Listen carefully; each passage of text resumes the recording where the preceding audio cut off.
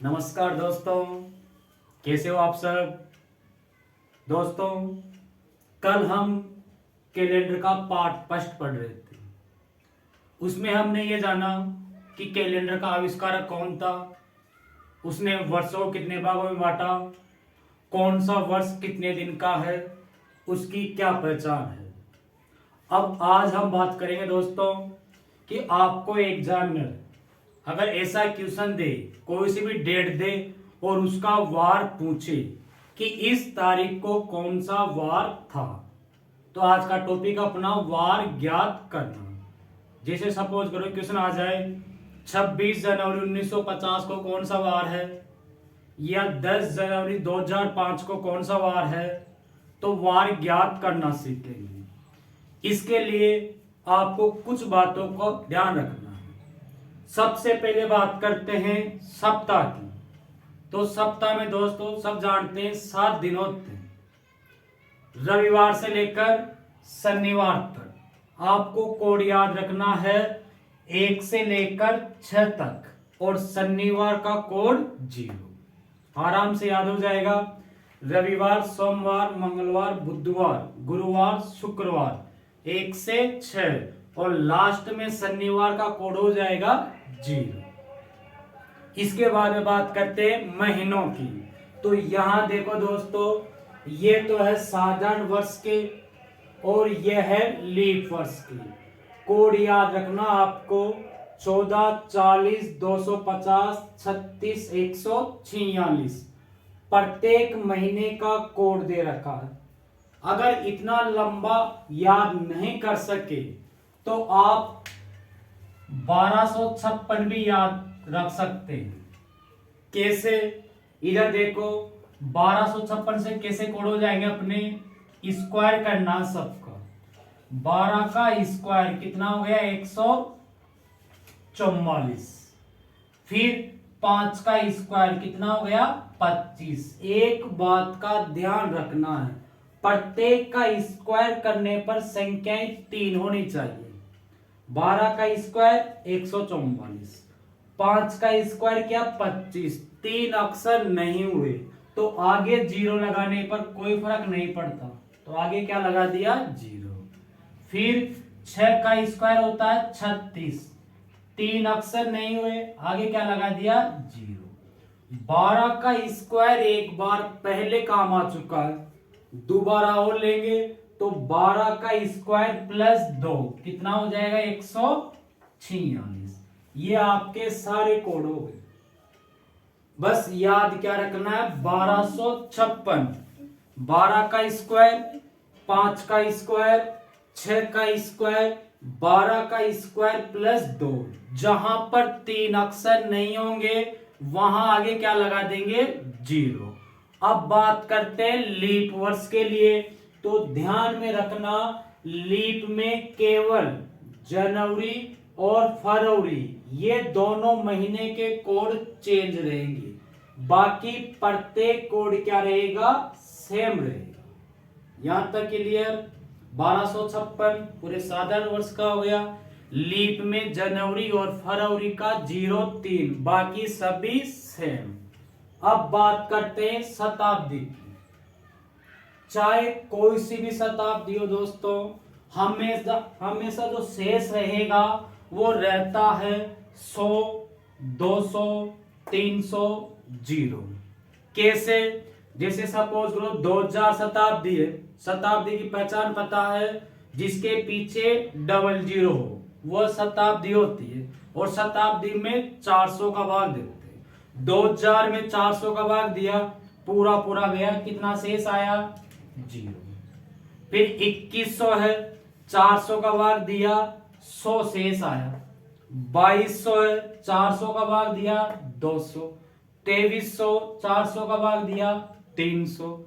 2400 400 का भाग दिया 0 शेष।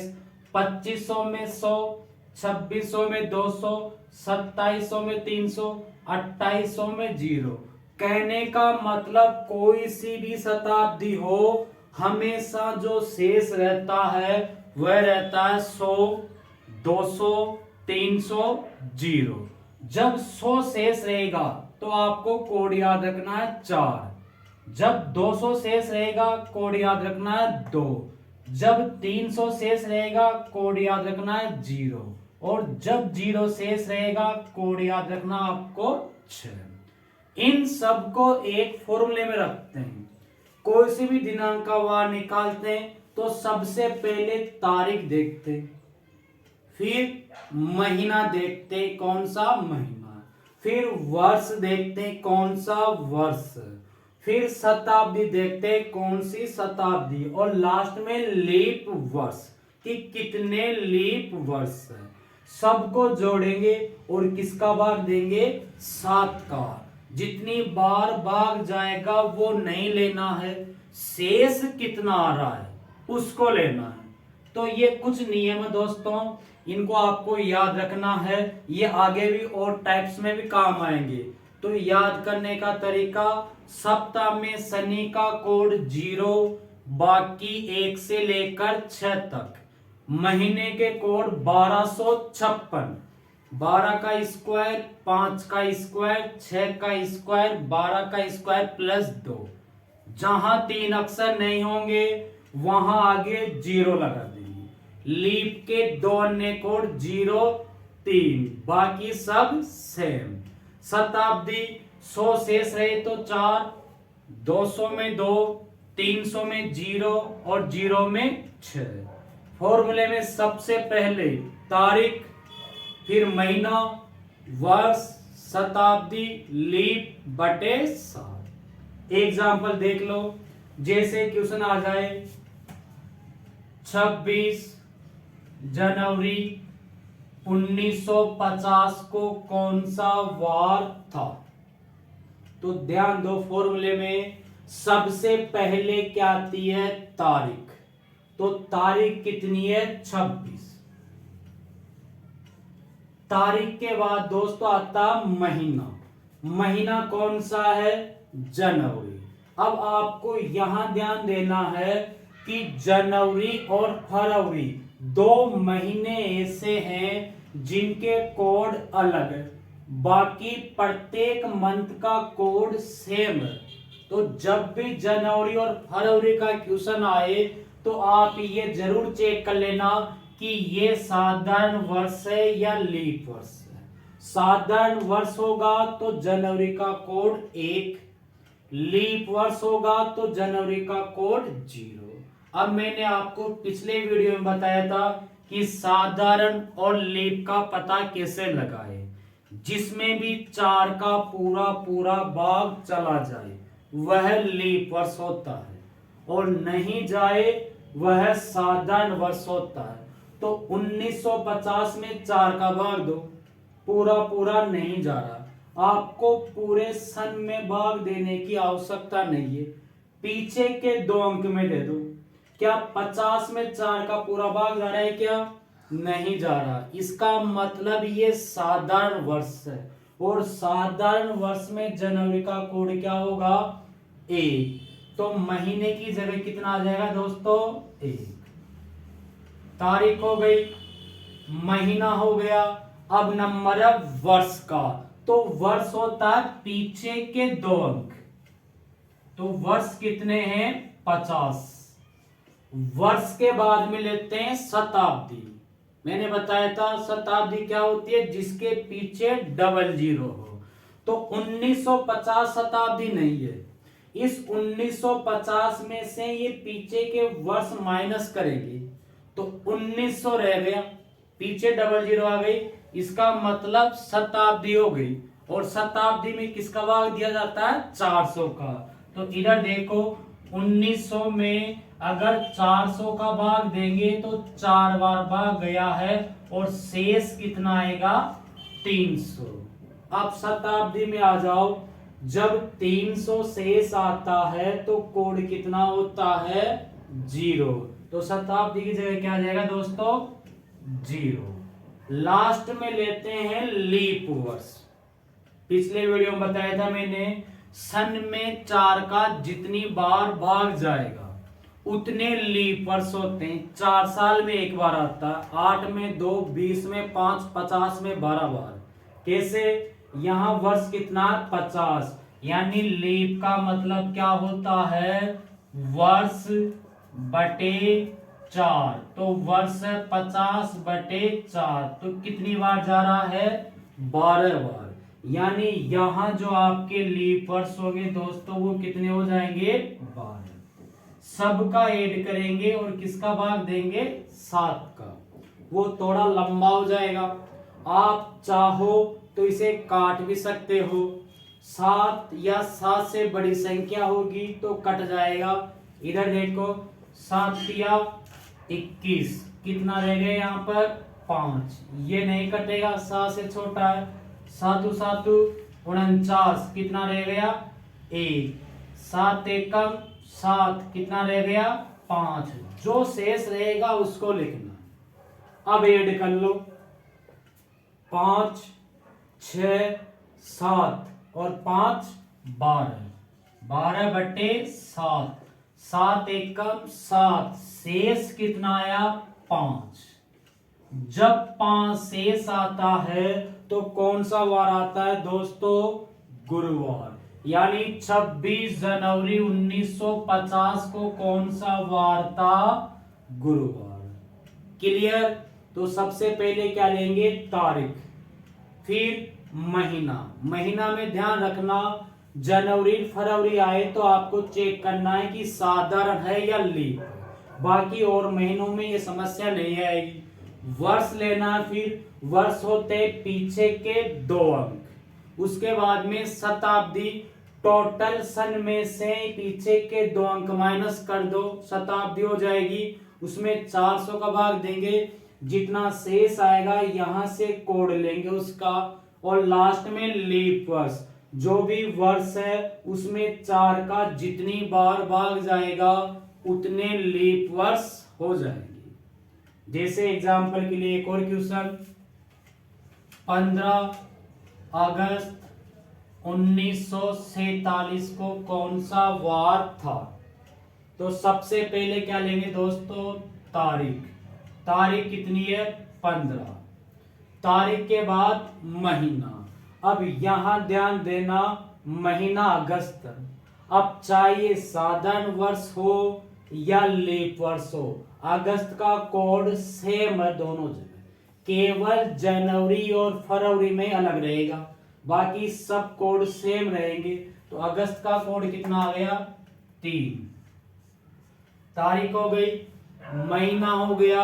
अब लेना है वर्ष। वर्ष होते हैं पीछे के 2 अंक, तो वर्ष हो गया आपके 47।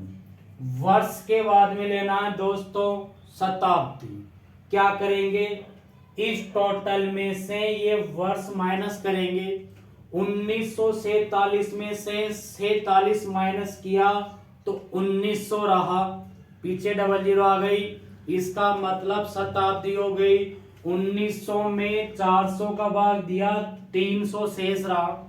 जब 300 शेष रहता है तो कोड क्या आता है 0, और लास्ट में लीप वर्ष। लीप वर्ष का मतलब होता वर्ष बटे 4। तो वर्ष 47, इस 47 में 4 का कितनी बार भाग जा रहा है 11 बार, तो 11 क्या हो जाएंगे यहाँ लीप वर्ष। सबका ऐड कर सकते हैं और 7 का भाग देंगे, या फिर काट भी सकते, जो 7 से बड़ी संख्या हो कट जाएगी। 7 दूनी 14, 1 रहा यहाँ पर, ये 3 ये नहीं कटेगा। 7 छंग 42, 5 रहा यहाँ पर, 7 एकम 7, 4 रहा यहाँ पर।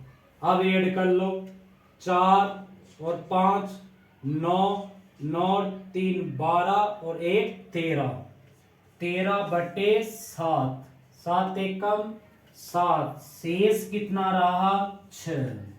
दोस्तों जब 6 शेष रहता है तो कौन सा वार आता है शुक्रवार। यानी 15 अगस्त 1947 को कौन सा वार था शुक्रवार। तो इन नियमों को आपको याद रखना है, कोई ज्यादा हार्ड नहीं है, आगे भी और काम आएंगे ये। एक क्वेश्चन और देख लो, 10 मार्च 2001 को कौन सा वार था?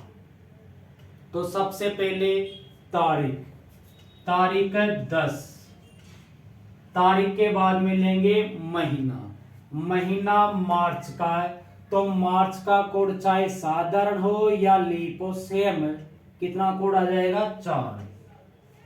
तारीख, महीना, वर्ष पीछे के 2 अंक, तो वर्ष कितना है 1। वर्ष के बाद शताब्दी, टोटल सन में से वर्ष माइनस करो, 2001 में से 1 माइनस करेंगे तो क्या आएगा 2000, पीछे डबल जीरो आ गई, इसका मतलब शताब्दी बन गई। तो 2000 में दोस्तों किसका भाग देंगे 400 का, 5 बार गया पूरा, शेष कितना रहा यहाँ पर 0। जब 0 शेष रहता है तो कोड आता अपना 6, तो शताब्दी की जगह क्या आ जाएगा दोस्तों 6। अब यहां ध्यान देना आपको, लास्ट में लेंगे लीप वर्ष। लीप वर्ष कम से कम 4 साल में एक बार आता है, 4 साल तो होना जरूरी है। अब यहां अपने पास वर्ष एक ही है, तो एक वर्ष में लीप वर्ष होता ही नहीं है। कहने का मतलब वर्ष बटे 4, तो क्या 1 में 4 का भाग जा रहा है क्या? नहीं जाएगा, तो यहां कितना हो जाएगा 0। तो ध्यान रखना, अगर वर्ष 4 से कम है, यहां जैसे 2003 होता, 2002 होता, 2001 या 2000, तो लीप वर्ष कितना आएगा 0। 7 से काटा इसको, 1 3 रह गया, ये नहीं कटेगा, ये नहीं कटेगा और ये नहीं कटेगा। आप चाहो तो काट सकते हो, नहीं तो सबको ऐड भी कर सकते हो और 7 का भाग 2, जो शेष आएगा सप्ताह से वहां ले लेंगे।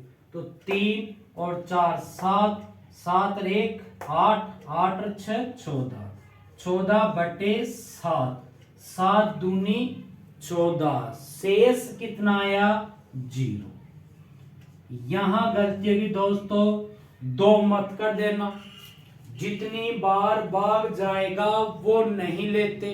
शेष कितना आ रहा है? तो शेष आया 0, और जब 0 शेष आता है तो वार होता है दोस्तों शनिवार। तो 10 मार्च 2001 को कौन सा वार आ गया? शनिवार। तो इस मेथड से आप किसी भी दिनांक का वार निकाल सकते हो, आपकी डेट ऑफ बर्थ का वार निकाल सकते हो, कोई सा भी सन दिया हुआ हो उसका वार निकाल सकते हो। तो फिलहाल आप एक बार इसका स्क्रीनशॉट ले लीजिए।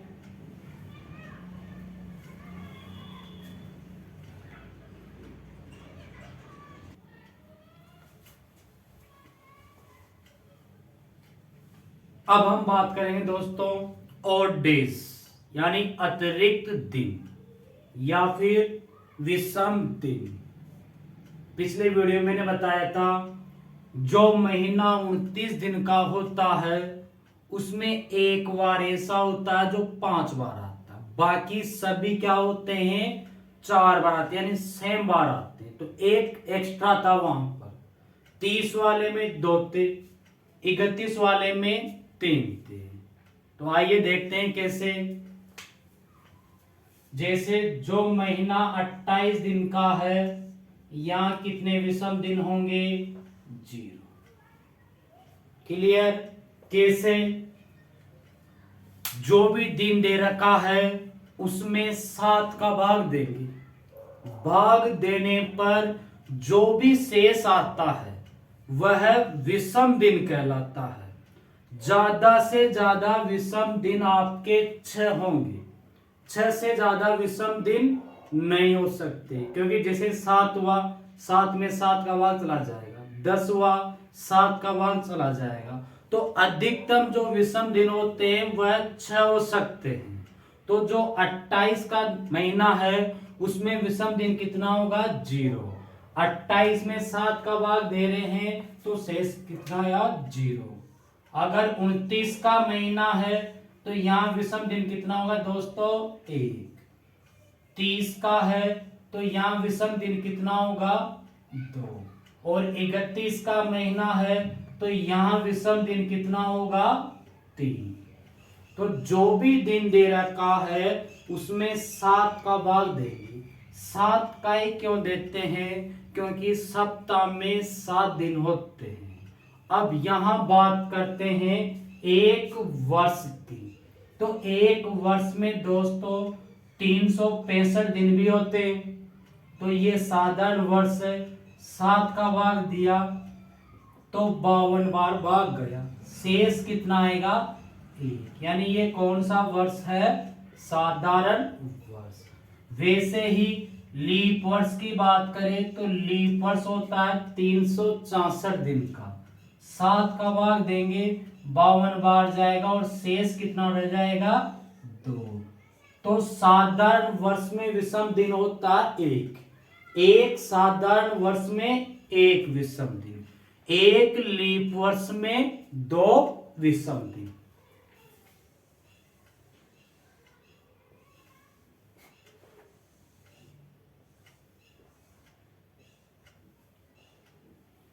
अब जैसे मान लो आपसे एग्जाम में पूछ ले 48 दिनों में कितने विषम दिन होंगे, तो क्या करेंगे 48 में 7 का भाग देंगे, 7 चंग 42, कितना शेष रहा 6 शेष रहा। तो यहां जो विषम दिन होगा दोस्तों वो कितना होगा 6। तो ये तो था ओनली दिन तक का, लेकिन एग्जामिनर क्वेश्चन पूछता वर्ष का। जैसे ये क्वेश्चन था 48 दिनों में कितने विषम दिन होंगे, तब तो आपका आंसर आ गया 6। और यही क्वेश्चन घूम कर आ जाए 48 वर्ष में कितने विषम दिन होंगे। ध्यान रखना इस क्वेश्चन में और उस क्वेश्चन में अंतर है। वहां तो पूछा गया है 48 दिन में कितने विषम दिन होंगे, और यहां पूछ रहा है 48 वर्ष में कितने विषम दिन होंगे। तो सबसे पहले तो अपने को ये देखना है कि कौन सा तो साधारण है, कौन सा लीप है। तो 2 भागों में बांटना है। बांटने का पता अपने को पता ही है, क्या करते हैं 4 का भाग देंगे, जितनी बार 4 का भाग जाएगा उतने तो लीप वर्ष होंगे, और जो शेष रहेंगे वो क्या हो जाएंगे साधारण वर्ष। तो 48 में 4 का भाग दो, 12 बार जा रहा है, यानी 12 तो यहाँ लीप वर्ष होंगे। अब टोटल 48 में से 12 माइनस करो, 36 क्या हो जाएंगे यहाँ साधारण वर्ष।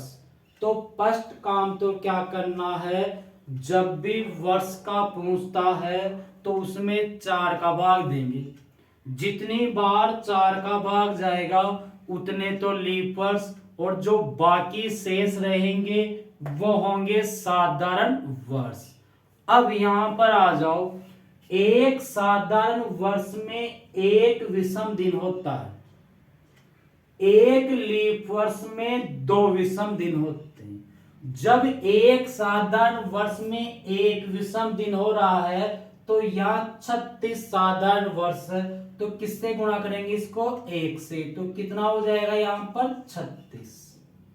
एक लीप वर्ष में 2 विषम दिन होते हैं, यहाँ 12 लीप वर्ष। जब एक लीप वर्ष में 2 होते हैं तो 12 में कितने हो जाएंगे 24। यहां तक के लिए अधिकतम से अधिकतम 6 ही होता है विषम दिन, 6 से ज्यादा नहीं हो सकता। अब इन दोनों को क्या करेंगे ऐड करेंगे, और किसका भाग देंगे 7 का, 6 और 4 10, 3 और 2 5 और 1 6, 7 8 56, कितना शेष आया 4। तो ध्यान रखना ये क्वेश्चन पूछा गया था 48 दिन में कितने होंगे, तब तो डायरेक्ट 7 का भाग देंगे, जो भी शेष आएगा वह विषम दिन होगा। लेकिन वर्ष का पूछे तो सबसे पहले उस वर्ष में 4 का भाग देंगे। जितनी बार भाग जाएगा उतने तो लीप वर्ष हो जाएंगे और बाकी जो रहेंगे वह साधारण वर्ष हो जाएंगे। साधारण को तो 1 से गुणा करना है और लीप को 2 से गुणा करना है। दोनों को ऐड करके 7 का भाग देंगे और जो शेष आएगा वह क्या हो जाएगा अपना आंसर। एक क्वेश्चन और देखो, जैसे आ गया 60 वर्ष में कितने विषम दिन होंगे। तो सबसे पहले इनको अलग अलग करो, कितने तो यहाँ पर लीप वर्ष है और कितने साधारण वर्ष है। 60 में 4 का भाग दो, 4 एकम 4 और 4 पंजे 20, 15 तो यहाँ लीप वर्ष हो गए। टोटल 60 है, 60 में से 15 लीप वर्ष है। तो अब साधारण कितने रहेंगे, 60 में से 15 माइनस करो तो क्या हो जाएगा 45, यानी 45 साधारण वर्ष है। अब यहां देखो, एक साधारण वर्ष में 1 विषम दिन होता है, एक लीप वर्ष में 2 विषम दिन होता है। तो साधारण वाले को तो 1 से गुणा करना है, लीप वाले को 2 से गुणा करना है। लीप वाले हो गए 30 और ये हो गया 45, दोनों को ऐड करके 7 का भाग देना है। तो 5 और 4 3 7, तो कितना शेष आ जाएगा दोस्तों 5। तो 60 वर्ष में कितने विषम दिन होंगे, 5 विषम दिन होंगे। अब यहां ध्यान दो, जो गलती होती है वो कहां पर होगी। जैसे क्वेश्चन आ गया 100 वर्षों में कितने विषम दिन होंगे। अब यहां ध्यान रखना दोस्तों, 100 में 4 का भाग देंगे, कितनी बार जाएगा 25 बार। तो यहां 25 लीप वर्ष नहीं होंगे। पिछले वीडियो में मैंने बताया था आपको 25 नहीं होते 24 होते। क्यों होते 24, क्योंकि ये जो लास्ट का 100 है ये शताब्दी है, इसमें 400 का पूरा भाग नहीं जा रहा, साधारण शताब्दी है, इसलिए एक कम हो जाएगा। तो यहां जो लीप वर्ष होंगे वो कितने होंगे 24। टोटल 100 है, 100 में से 24 लीप है। तो अब साधारण कितने रहेंगे अपने पास 76। साधारण को तो गुणा करना है 1 से, लीप को गुणा करना है 2 से।